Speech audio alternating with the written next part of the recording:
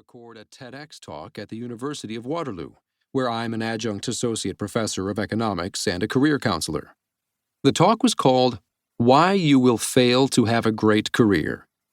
There was no intent to craft a dismal message. I just tried to tell the truth as I've experienced it, drawing on the more than 20,000 conversations I have had about career success.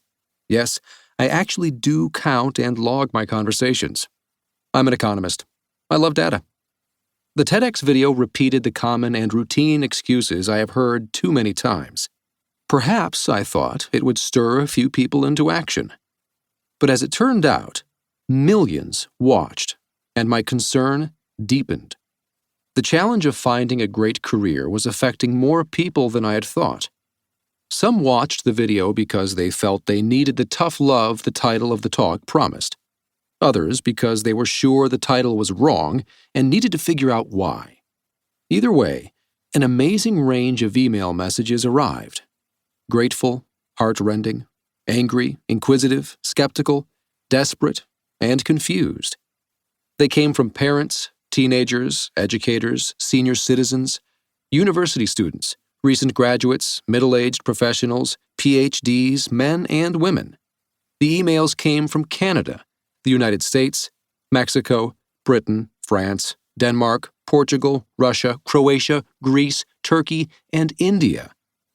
Some found inspiration in my words. Some found cause to object. Others invented more excuses. Many asked for more guidance. And I had to wonder whether I did indeed have more guidance to offer.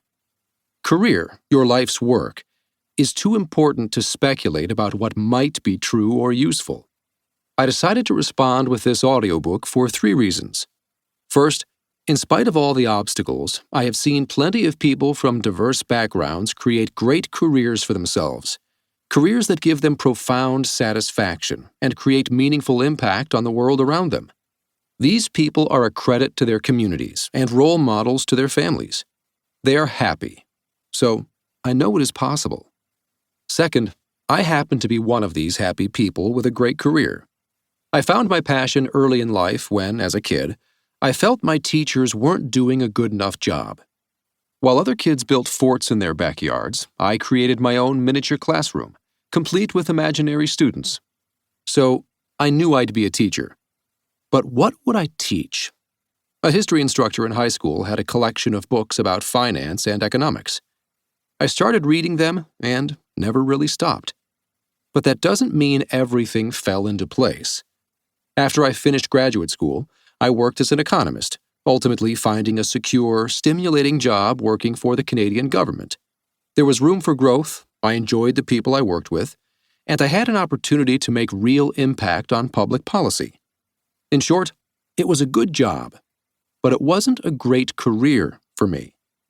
I wanted to start my own consulting business, where I'd have more freedom to pursue my many areas of interest, from physics to architecture. I knew what I wanted, and yet my letter of resignation still sat on my desk for a week before I turned it in. I am afraid to think what I would have missed if I hadn't gone through with it. That's not to say that everything has been simple from the day I decided to pursue a great career. My very first client as a consultant turned out to be a crook who fled the country one step ahead of the Royal Canadian Mounted Police. I was financially stressed, embarrassed, and my confidence took a hit. I didn't see that I had any choice but to keep my head down and keep working. I couldn't go back, so it was clear my only choice was to move forward.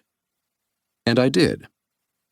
After a while, I was ready to bring my love of teaching into the mix.